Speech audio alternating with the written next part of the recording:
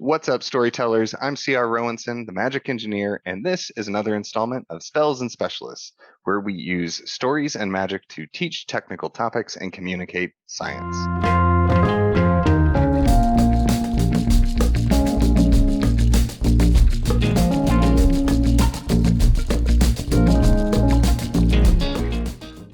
This is part two with our most recent guest, who happens to be my wife. So this is Rachel Rowenson, and she's joining us today. We are also, as always, joined by the eco-friendly Magus, Lovis. How you doing, Lovis? Hi, happy to be back. I'm always happy to do these episodes. They're so much fun. Yes, I am Lovis. I run the Ecofictology YouTube channel, and where I nerd out really about ecofiction, which is fiction that has something to do with the environment or our relationship with the environment. And I use it as a tool for science communication, which is how this was born. Yep. So, yeah, lots of fun to be had. And yeah, so today we have Rachel with us. So Rachel, why don't you go ahead and tell the people who didn't necessarily see part one what it is you do, like what your kind of specialization is, and why you're here besides just nepotism. Yay, nepotism. Yeah, so I am Rachel, and my official job title in my day job is Business Intelligence Analyst, which looks at various business processes and tries to extract answers to questions about the business. And overall, though, in my life, in my academic career, before I was a business intelligence analyst, and in my day-to-day career, as well as my own personal life, I am a systems scientist, which is someone who just analyzes all the pieces of various systems, how they interact with each other, and how they affect each other through time and across space. All right. That Now, was very succinct. Wow. yeah, that works great. And we're also going to do a quick recap of some of what we talked about. So we talked about what system sciences were, what a system scientist does. We also talked about what the take-home lessons were that Rachel wanted us to end up weaving into and teaching through this magic system and story. So the ones we've got, and correct me if I have these off kilter or whatever, is the fact that there is no single action or single person that will solve that will create long-term solutions. There is no silver bullet, and nobody does it alone. That's one point. The other one is that nothing exists in a vacuum. Everything, including us, everything we do, and everything we deal with, is part of a network of systems. It's not even part of one system, and you can't really escape those systems because of how it's just integrated out throughout the world. And then last, we have just the idea that actions, both good and bad, are cumulative. Even if they're small, they add up over time and will eventually start to affect the entire system. Is that about right? Did I miss anything? Yeah. That Okay. matches what I've got. Okay. So the other thing that I really like to do when we start out is to go through us all one by one and talk about whether there were any interesting concepts, terms, or phrases that really stood out to us as we were going through part one. So Lovis, what about you? Anything that really, really stood out that we can kind of latch onto and pull into this stuff as we continue to work? Yeah, I mean, oh god, I'm one at a time. I like the distinction you made between a specialist and a systems scientist, so that the systems scientist like looks at everything on like a broad view, but doesn't delve into the technical detail of any particular area. And when you get to that level, you call in a specialist. So the systems scientist is kind of pulling the strings of the puppet, and you have lots of specialists who are kind of the puppets that you're, pulling the strings of. So I kind of like this idea, taking one of the take-home messages that you can't do anything alone, and so you need a team. And so I'm seeing a collaborative kind of thing, where you have your specialists and you have your systems people who have to orchestrate everything. I quite like that as a concept. Okay. Anything else? I also liked what you said about having systems scientists. I was about to say systems specialists. That doesn't make sense. System scientists who, they are broad, but, one person might be for physiology and one person might be for ecosystem and one person might be for business. And so you're broad, but you're never going to encompass everything. So even the systems scientists almost need a level above them to get them to work together. So it's a fractal kind of thing. I like that. So those are kind of my big ones. Okay. You hit a couple of the ones I already wanted to cover. One of the others that really stood out to me, don't know if this is going to come into play at all, but I really liked the term heart investment and heart intensive. Heart intensive. Yeah, that was a very good term. It's a very literary term. Yes, I really liked those phrases, and we'll see if they get integrated or not, but I like them. Mm-hmm. All right. What about you, Rachel? For me, I like woven, so especially like just connection. You are connected to everyone and everything around you down to a molecular level. So connection, I think, is the main thing, and being woven in. Okay. And for anybody who have one more. Yes, go ahead. I just saw a note that I made down at the very margins of my paper, which was that as you age, your brain becomes more systems focused. And so actually maybe the people or creatures or whatever in this who use this magic system, maybe as you get older, you think in a bit more of a systems way. So there's like an age correlation between them. Okay. Yeah. And if anybody watching this doesn't know what we're talking about when we say seed crystal, very like as concise as I can be, it is the point of inspiration that when you find it, your eyes light up and ideas start rapidly snapping into place on top of it, around it, and rapidly growing and spiraling out of control, honestly. So that is what a seed crystal is. If you want more information about that, I've got lots of other videos. You can even just watch some of the earlier spells and specialist ones. And, yes, do that. You should do that.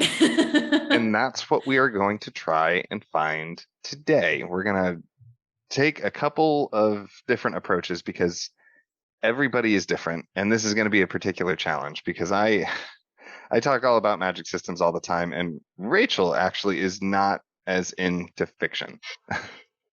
She poses a challenge. Challenge. So the trick here is going to be finding a seed crystal and therefore a magic system, which she generally doesn't care about, and then a fiction story, which she cares about more than magic systems, she cares about more than magic systems, but less than nonfiction, all that will engage her and keep her interest. So, excellent. We'll see I think if we it's can do to that. our credit that even though she doesn't care for magic systems or fiction, she still wanted to come on the show. Yeah. She still wanted to play. Yeah, because I told her about these, and her what was your response? It was like, "What? Oh, that sounds fun. Can I come?" Yeah, or something like that. I think that's an excellent response. So, with any of this stuff, the more I work with people, the more I have just come to recognize there's no silver bullet. It's full circle moment. There isn't one approach that is going to work for everybody. And that is going to be especially true here because any of the tricks that I use to get myself brainstorming and psyched about a magic system are not going to work with Rachel. So I think as I'm listening through this and thinking about the conversations that we had in part one, I think where I actually want to start is with theme. I want to see if we can kind of nail down a theme a little bit more and then turn the theme into the seed crystal. So with that, we've got these 3 lessons. We can either pick one, or we can try and meld them together into a kind of higher level concept that takes like all of them into account. And so at this point, I guess just what are your thoughts? What are ideas? What kind of themes and stuff are you guys seeing as we or what's coming to mind as we talk through all of that stuff? I mean, kind of the take-home messages are very thematic, aren't they? They do ring as like a a truth of life kind of thing, that you're in a system, you're connected to the system, what you do affects everybody around you, and everything that all the actions you take accumulate over time. And that you need to be quite aware. I mean, I guess we're also going back to the why, the reasons that we talked about for wanting to communicate this, that want to encourage people to be a bit more aware of the impact and the ripples that their actions have on other people. That might be a theme. I could see a character arc that does that. I could work with that. Well, definitely in terms of that character arc, it's even in my own personal character arc in my life, right? I grew up really, really pessimistic and kind of misanthropic. And I've moved because of a sort of systems way of thinking. I'm just like, there's just all this bad. It's hard to deal. Just like you were saying in the first episode of just, you feel so small and insignificant inside a system. But I've since grown a lot more hopeful in myself, in the sense that I've seen how small, sweet, gentle interactions between us and our world around us actually can, over time, because I'm older now. When you're young, you don't get to see that time accumulation, but you get to see how that accumulates into something beautiful and something good in the face of sort of darkness.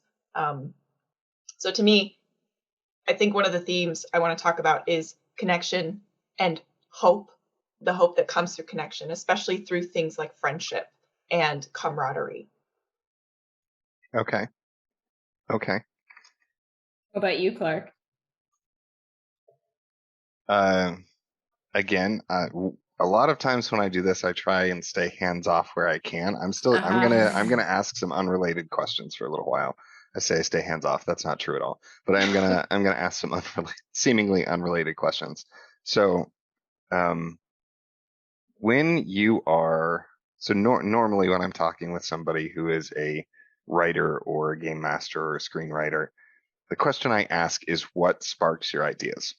But what I want to know from you, Rachel, is what grabs your interest. Because we have character, plot, setting, theme, genre. We have those different things. And if you think of all of them as a scale from 0 to 5, right? And depending on how high all of them are determines your rating of the story overall, right? And usually there's one of these settings that we personally have a bias towards. So as long as there's like a 3 in character, a 4 in character, and everything else is no lower than a 2, we'll accept the story.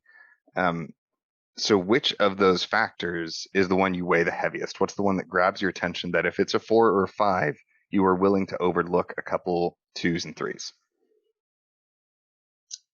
I think theme is probably the most important thing to me. Nailed it. Especially, yeah, especially like things It's that almost like you know her really well. weird. Yeah, I think especially things that delve into or investigate kind of the human condition aspects of that, Okay. things that we all have to deal with. And then I also like an ordinary main character. They're not special. They're not chosen. They don't have some, uh, special supernatural thing. Maybe they They have don't have something. magic. Well, not necessarily magic, but maybe they don't have something that's particularly unique, like within the whole world, but maybe it's unique to their age group, maybe to their socioeconomic class, something along those lines. Maybe a specific trauma they have to endure, that kind of stuff, where it's ordinary people facing big, scary problems and succeeding and overcoming through, sort of ordinary means, right? Like The story I have, my favorite system story, I think that imbues a lot of hope is Lord of the Rings. So there's monsters and magic and orcs and dragons and wraiths and like all kinds of scary stuff. And in the end, it's just like one hobbit and his friends, Walking, and they did it. Just taking one step at a time, and literally. literally one step at a time together.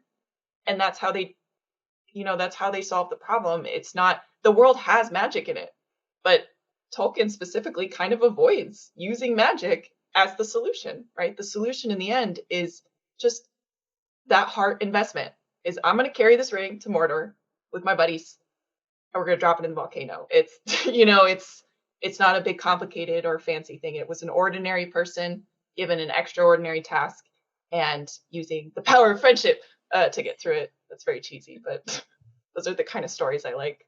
Okay, so my next question, we have these 3 take-home lessons. If you had to rank them, which you now do, which is the one you would want? No. Which is the If one? hypothetically you had to rank them.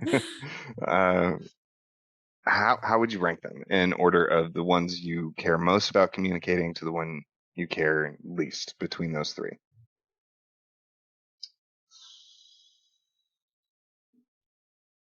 Wow. I know. Asking the tough questions out here, Clark. Or even if you don't have to rank all 3 of the 3, which is the top, which is the number 1?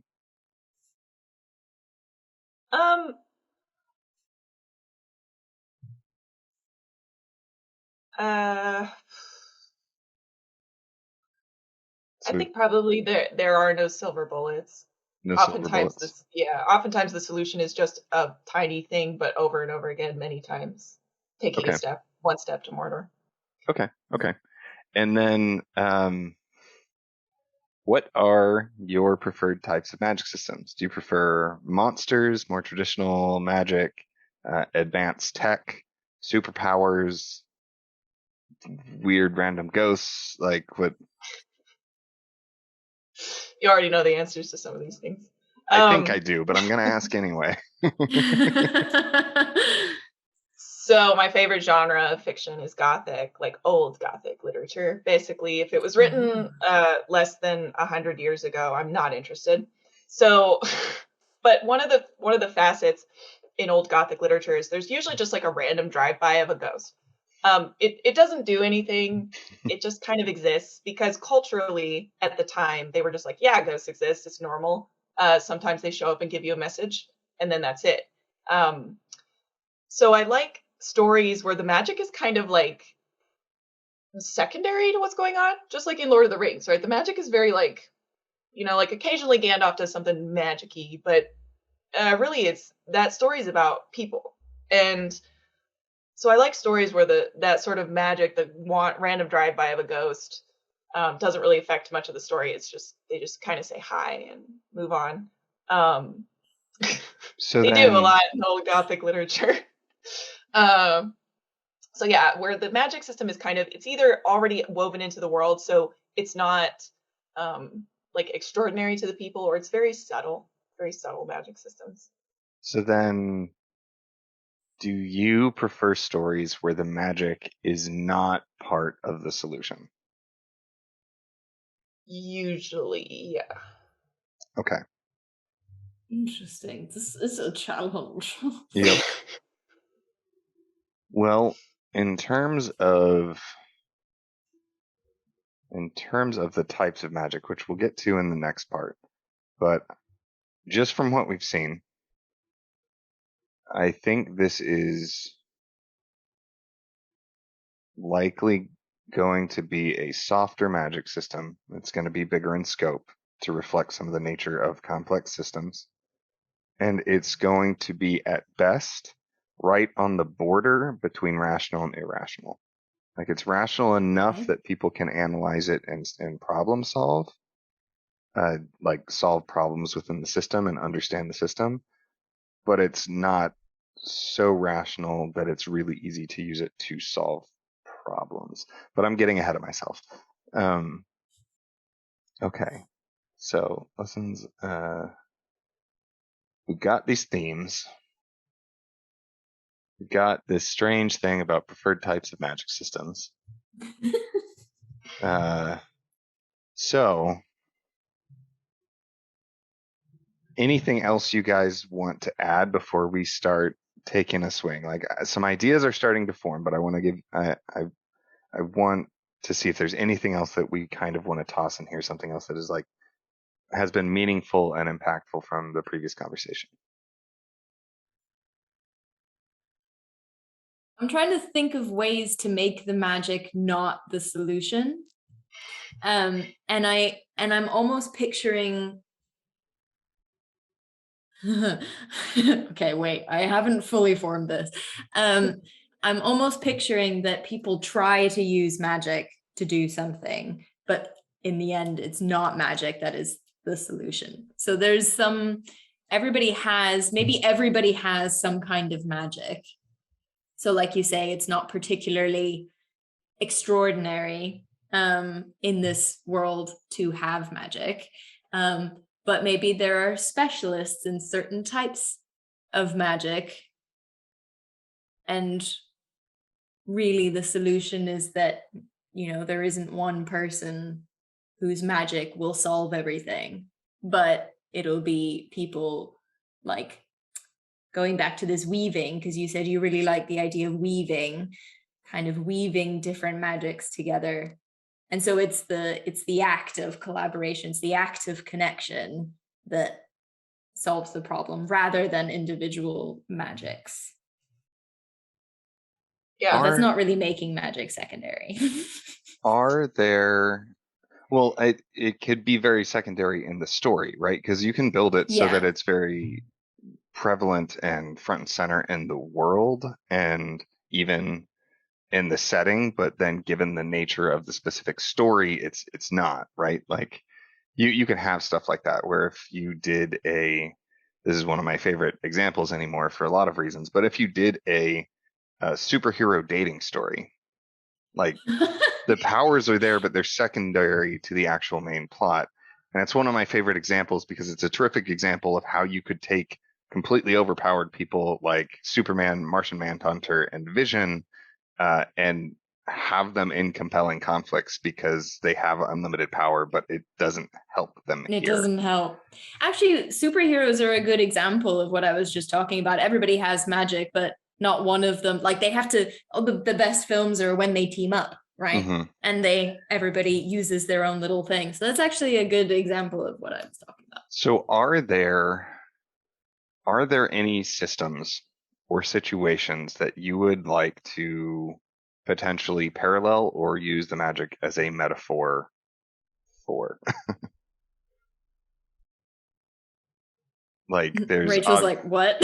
Like we could use the magic as some kind of equivalent of a natural resource, right? Where it's built up as a natural resource throughout the world, and then you're examining the systems of industry and development and scaling of society. We could use it as some kind of emotional connection, an emotional network and system, where it is a more tangible version of some of these other aspects that we already have in our reality. That's kind of what I'm asking. It's like, are there these concepts or something you would like to use it as a metaphor as, or even make it a more deliberate manifestation of? Yeah, I think connection and those networks of just, when maybe something along the lines of like if you use your magic, it doesn't just it affects downstream. That's interesting. You can't necessarily know what it's doing, so you have to be very intentional and mindful with how you utilize certain magic. Could be something. That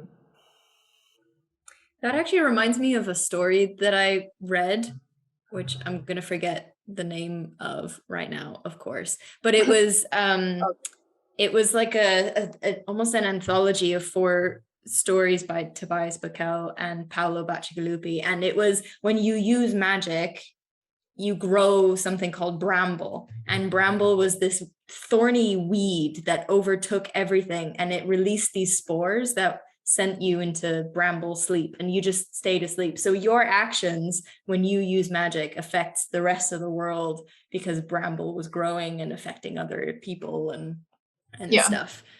That made me think of that. Okay. So I had an idea for some kind of story. I don't know if we talk about that, or another interesting concept I thought of, maybe. Yeah. I don't know how it goes in the order of operations. It's fine. Shoot. You throw out ideas when you have them. Yep. Okay.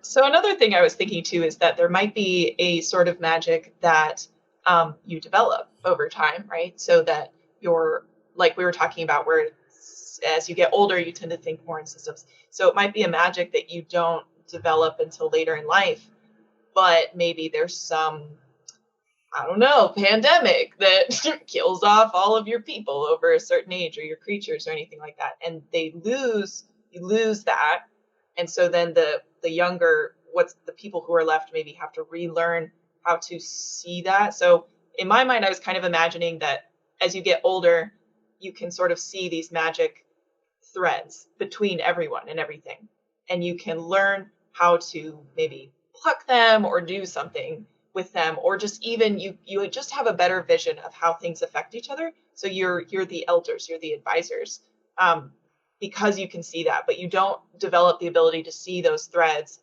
until you're older. Okay. I am seeing a path here. Here is take one of a seed crystal, and Okay. I'm going to watch carefully to see what reactions are, and then this is going to need tweaking, but magic enhances emotional ties and resonance between characters, places, and things. Okay, what are you thinking in that? Like, what's an example? So and this is where, like, we want to tweak the seed crystal so it captures like all of the essence of it, but you're talking about those threads and those connections. I'm thinking that magic, it becomes actual. We already have those connections, but they're like they're emotional, they're spiritual, right? The magic latches on to those connections and makes them, to a certain extent, visible. But more specifically, it can strengthen and enhance and resonate with the type of connection you have. So somebody who doesn't have a lot of friends wouldn't have a lot of magic because they don't have these emotional connections to people. Right. And if you're in a system where as things are going on and the nature of the connections is souring, the nature of the magic is going to change. And I'm also thinking that all of this magic is probably going to be really passive. It's just things that when you have it, it just affects your default ability. It's not something you activate. It's less you casting fireballs and more being like, if I have this connection, I am just stronger. I just have, like, my skin is more resilient. I have this connection with this person over here. Like, this person is really and like I have this connection with a forge, right? Because I do blacksmithing. And so that helps me I start to develop a resistance to fire and an ability to spontaneously generate fire off of my person as I deepen that connection. But then if that connection changes, because if I get maimed while working in the forge, that connection has altered, and that might do something where I now am increasingly damaged by fire. Like, I'm extra susceptible to heat. So this is big picture. And what do you guys think of that?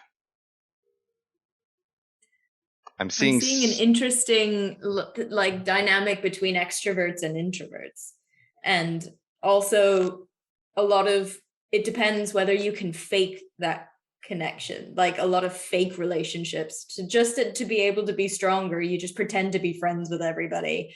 Well, and it doesn't, and that's why I said not just people, but places and things. Is if you're an introvert, that just would mean that the system you are part of wouldn't include as many people. but That's it could true. include a Okay, I lot of see. places and a lot of animals and a lot of plants. Yeah. I like that. So I'm seeing some excitement here, but I think we definitely need to tweak it so that this is where it's really important to consolidate the seed crystal so it's this really dense and clear piece of information. But that was the vibe I was thinking of. Because then with that, it would allow new analysis of systems. It would allow new that would lead to new consequences, both positive and negatives from these connections and how you're managing and maintaining these connections. It would also allow you to tie in this aspect of as you do these tiny things to strengthen and improve connections and change them from negative connections to positive connections, it builds and adds on top of itself. Well, and what if you have something that mimics a connection? Like a new technology gets invented. I don't know, a smartphone that mimics uh, that mimics those connections, but it's actually poisoning them, and the effect of that poison building up over time across the globe. That building up over time, I like to build on what you said. If it's something that as you get older, trying to achieve a certain strength or a certain type of magic, you have to do lots of little things to build over the years, to kind of communicate that accumulation of actions. And then maybe people have been doing that a certain way, but now this new technology is invented and suddenly people aren't doing those little things anymore and people aren't as strong anymore. Something is being lost because they're being distracted by these fake connections. Yeah. This seems like a bit of commentary on the state of the world right now. No, that's exactly that is exactly my jam. Something along those lines that talks about facsimiles of the things that give us meaning or the things that we have to face, and trying to find the real connections again. Right. And that would be fascinating as a person to watch, right? You couldn't necessarily control or shape these things, but then you would have really weird instances where the technology could act as a connection, right? It might even give you some magical resonance and some magical feedback that amps you up in a couple specific ways. But then it's an interesting thing because the technology can lead to true connections. Because I mean, that's how Lovis and I became friends. That's how I became friends with the people on World Build with Us. I didn't meet all the World Build. I haven't met Lovis in person, and I didn't meet the World Build with Us crew all in person until just this last fall, and I've known them for years now. But that could be a very interesting thing where all of a sudden it snaps from being a connection through my phone and my computer to one that's just shooting off into the distance to this person who is now over there. So let me try and so okay, so from what we've been talking about and from what I'm watching from you guys, the threads are really important. And the impact of the threads is important. So what if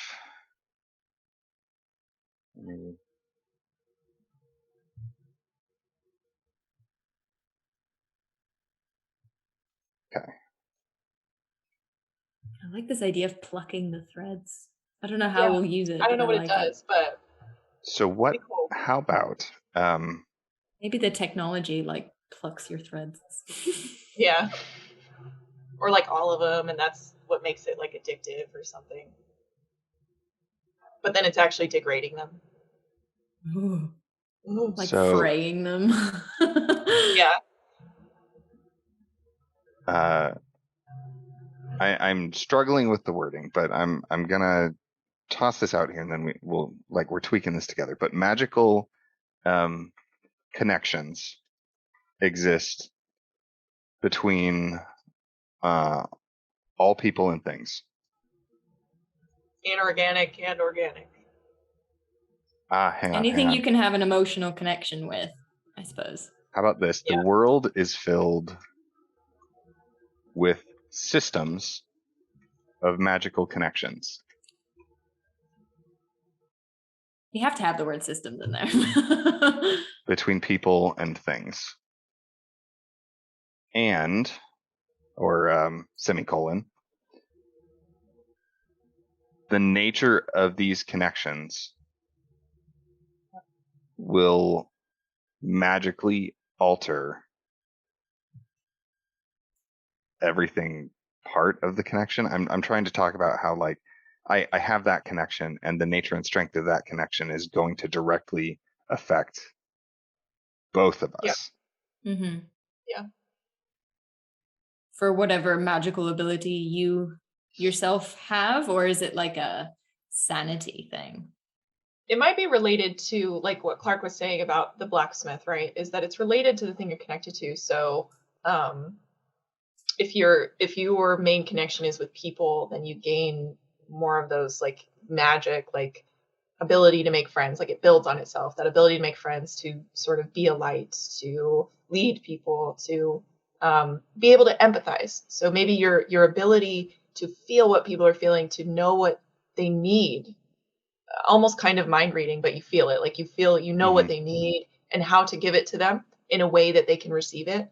Like that's kind of a magic power in itself. So whatever you connect to kind of imbues, whether it's another person or the earth. Like maybe if you're connected to the soil and plants and stuff, you start to learn, you start to be able to feel exactly what your plants need or what's missing in the soil, just by smelling it, or like things like that. Those sort of mildly enhanced capabilities.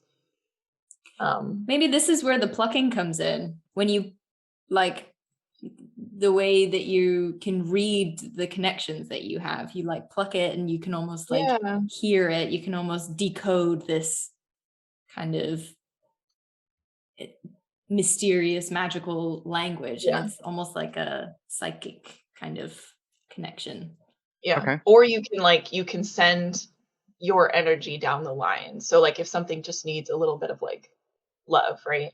You can pluck it and send your own energy down that line to imbue whatever it is. Or if you pluck in a specific way, kind of like spiders when they mate, right? Like the male will part the female's web and like pluck it in a certain way. Hello. And yeah, hey girl. So but he has to pluck it in a way that tells her, I'm not prey. Please don't eat me, ma'am. So it's like maybe there's different ways of plucking where you send energy down the line or you ask for help. So like there's another way that you can pluck, and it's basically a cry for help, saying like, help me. So just with the conversation that is starting to spiral, we have found a seed crystal. I do want to see if we can do a little more work and see if we can consolidate it a little bit, make it a little stronger. Because the other thing that I have noticed, especially as we have been doing this series, primarily when I then go talk with Rachel about it, there have been some where I will bring the seed crystal forward and she will say, "Oh, that sounds cool." And there have been others where I would put it forward and she would say, "I don't quite get it." Yeah, I have that too. When I'm like, "Oh yeah, we built this thing where blah blah blah," and my partner will be like, "What?" Yeah. So how does that work?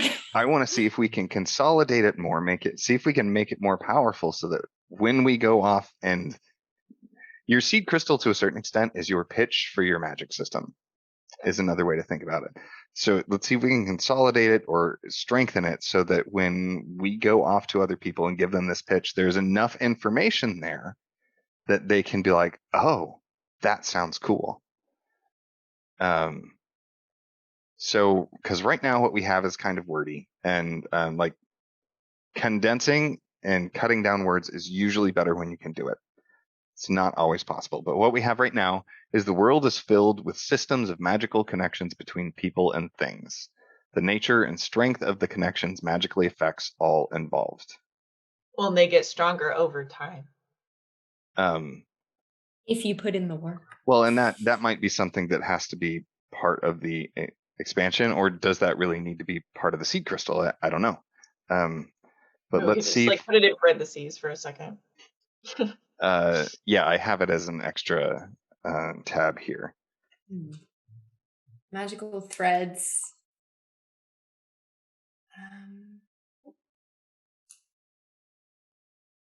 So it's really hard. So yeah, there are magical threads that connect us to all things. I'm doing a really quick Google search. Hold on, Hopefully not on the screen that you're recording. No, did that last time. So My notebook. I think we can get away with it. I was looking, Oh, I was dear. wondering if we could just call it the weave, which is a very common term, especially with magic, I think primarily because of Wheel of Time, which is what I was checking. It was like, how do they specifically refer to Because it? they weave things, don't they? Right. But in theirs, a weave is the act of spell casting, and the wheel is the source of the power, and the wheel and the way are the source of the actual power. Yeah. So I think if we call the actual network the weave, that would be distinct enough. Plus, the weave is common enough. Maybe I'm overthinking it, and we don't. It's need probably to worry not the about it only too place much. where the weave is used. I doubt But it. just when you were saying that, it made me think of the web, and it's almost like a magical representation of the internet. Yeah. All these little strands of connection, and you can strengthen them, or it can be a source of poison. Yeah. Well, and the strengthening comes through just interacting with that connection over time. Like you're not going to build a strong connection with one interaction. Just like you don't usually make a friend on the first time you interact with somebody. So it's one of those things where it is the thing that makes it stronger is the investment of time and energy into that connection. Yeah. And eventually it blooms into both entities. It strengthens both entities that are involved in the connection. Okay. I don't know That's if this not is precise. I don't know if this is fewer words, but just different words. let me count real quick. 1, 2, 3, 4, 5, 6, 7, 8, 9, 10, 11, 12, 13, 14, 15, 16 is the new one, as opposed to 1, 2, 3, 4, 5, 6, 7, 8, 9, 10, 15, 14, 15, 16, 17, 18, 19, 20, 21, 22, 23. Yeah. Okay. So it's down by 7. So it's a few words less. So the weave, parentheses, a system of magical connections, links people and things, magically affecting everything involved.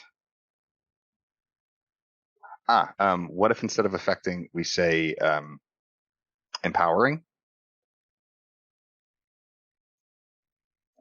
Magically empowering everything involved. Yeah. So does, like, if you have a connection with the forge, does the forge get stronger because of your connection with it?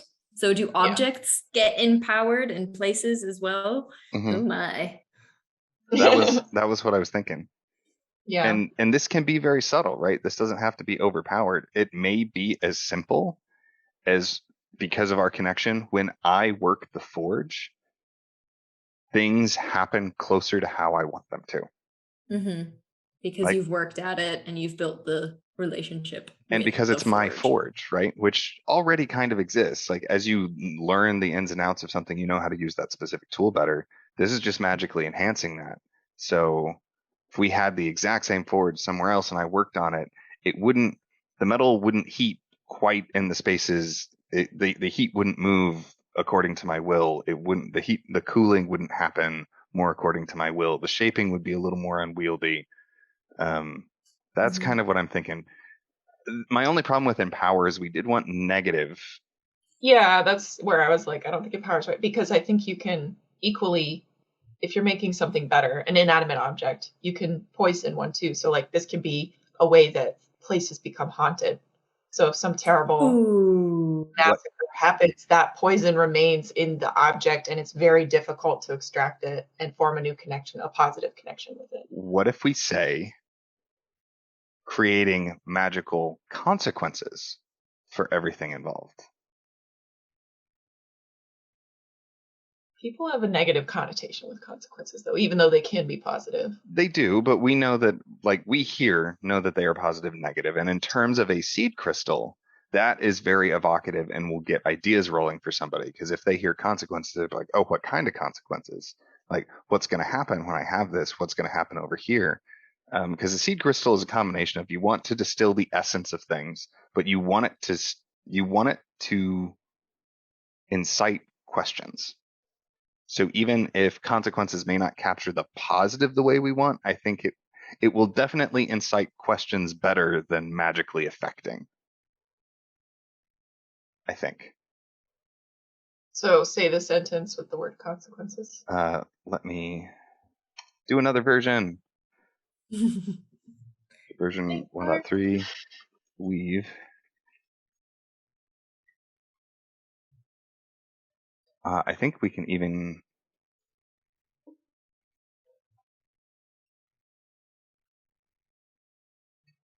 I think I can even remove the parenthetical statement. Oh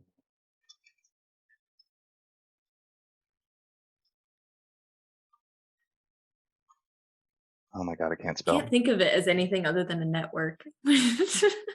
Like, It is a network. just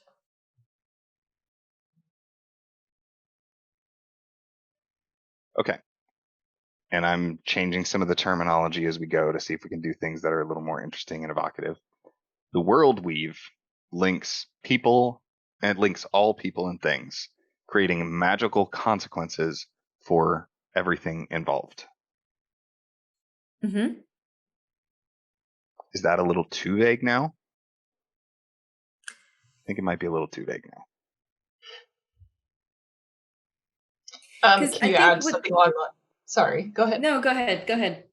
Oh, just something along the lines of can be strengthened or weakened to create magical consequences.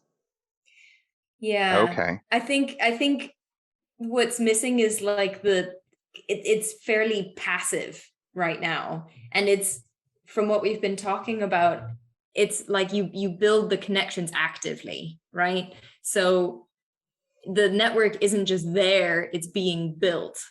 And so or demolished. Or demolished. Yeah, exactly. So it's a very dynamic thing.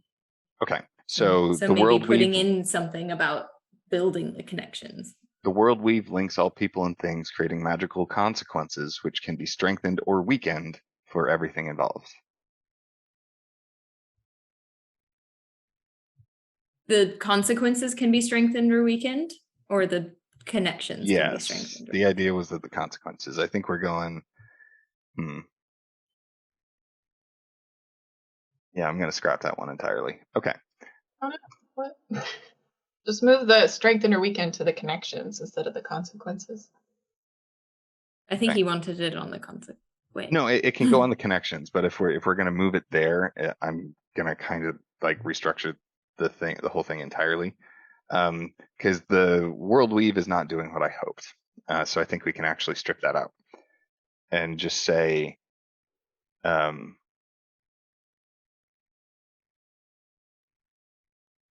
feel free to toss out sentences, guys. Like, this isn't just maybe switch it around. Like, people, places, and things are impacted or feel the consequences of their I've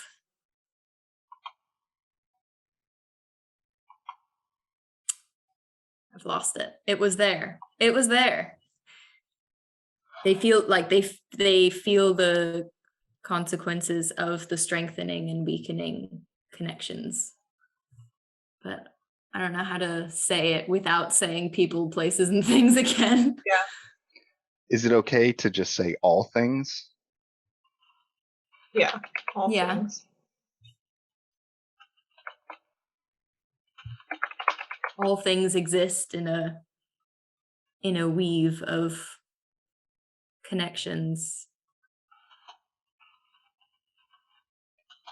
I'm just going to say strengthened and magical weakened threads. by I'm relationships. just going to say threads. So what about magical threads exist between all things? But they don't exist between all things. Like I won't have a connection with everything. I will have a connection with things that are important to me. Right? Is that what Well, we're I think you'll have a connection to everything. It's just that the strength in nature.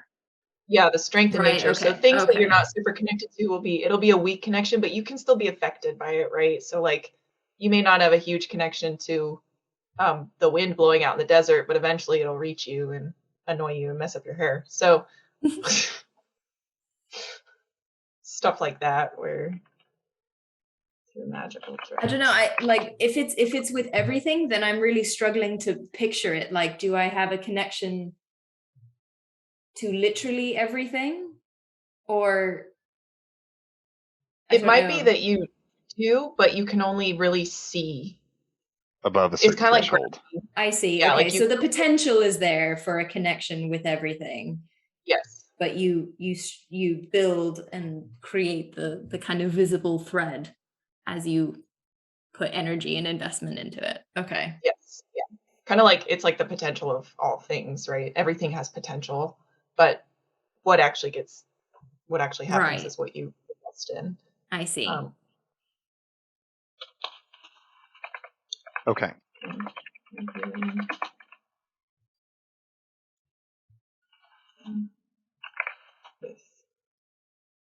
I'm trying to think of a sentence too. Okay. Magical threads exist between all things, and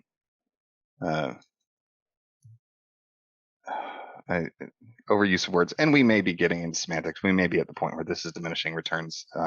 We're always experimenting on this show, but so magical threads exist between all things and affects all involved as they change in strengths.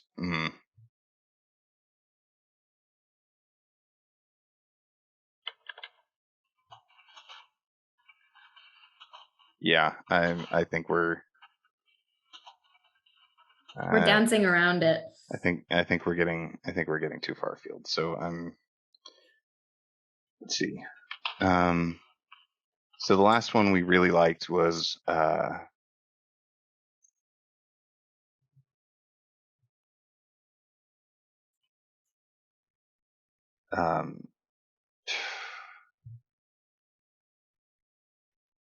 world is filled with a system of magical connections that can be strengthened or changed. The nature of the connections magically affects all involved. Mm-hmm. Yeah.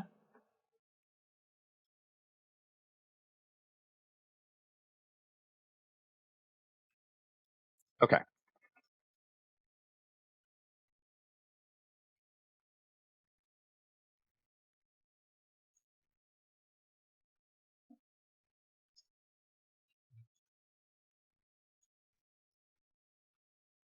I got all things are woven together through magical threads that can be strengthened or weakened. Say that again. All things are woven together through magical threads that can be strengthened or weakened. That's what I had. Okay. I'm just going to say woven together and altered. Altered. Good word. Okay, cool. So what we have ended up with is all things are woven together and altered by magical threads that can be strengthened or weakened. Mm-hmm. Yeah. I like it. Yeah, I like it because that starts asking if we throw that to somebody. We throw that. Throw that to somebody who hasn't been part of the whole conversation. Hopefully, it will start questions of what do you mean by all things? What is woven together? How are they altered? How can they be strengthened? How can they be weakened? And as you start to dig into the possibilities, it continues to grow off of itself, which is what you want from a seed crystal. So how are we feeling about? I feel like I brought down the energy by really getting into the detail of the seed crystal. So maybe we won't do that next time. But I don't I mean, think it's that. important. No, I don't think that that's what Yeah. happened. I think we Okay. were all kind of putting. Maybe Trying we to- were all going in slightly different directions, and we were like shimmying to the middle by pulling Yeah. in different directions. So now we've shimmied to the middle, and we have our seed crystal. and we have a seed crystal that very easily can be used to demonstrate all of these lessons that we talked about, right? Just Yeah, I think so. because it's woven together in a system, then we now have a new system that we can play with and poke around with as we get into the other stuff. And that's so we're at our stopping point for part 2 of this series. We have our seed crystal, and most importantly, we have a seed crystal that Rachel is excited about. Yeah. The extra satisfaction of the extra challenge. And hopefully that doesn't sound too mean. I'm just excited because I have bored her to death with so many magic systems. I'm just really glad to have one that she's excited about. So this will be fun. And in the next part, which will also be on the Magic Engineer, we are going to take the seed crystal and we're going to plug it into the Magic System Blueprint to get a more complete, holistic understanding of this magic system and the implications that it can have on the story we are then going to build and the world that story is going to take place in. So thank you so much for being here. Lovis, the part 1 is over on ecofictology. Do go check that out. She also has a whole bunch of other videos where she nerds out about ecofictology, like books that talk about it, messages in ecofictology. She has some videos about what ecofictology is, if you don't know what it is. So definitely go over there and like and subscribe. Did I forget anything for you, Lovis? Nope, that's it. If you want eco fiction, I got eco fiction. Yes, you got it. And Rachel, do you want people to find you? If so, where do you want people to find you? If people have questions for me, they can reach out to you and you will tell me. I will be her secretary. Yep. Yes. So that is all for now. Thank you so much for being here, and we will see you in part 3, which will be coming out. Both part 3 and part 4 should be coming out next week. So until then, whatever you do, make sure that you keep writing and stay awesome.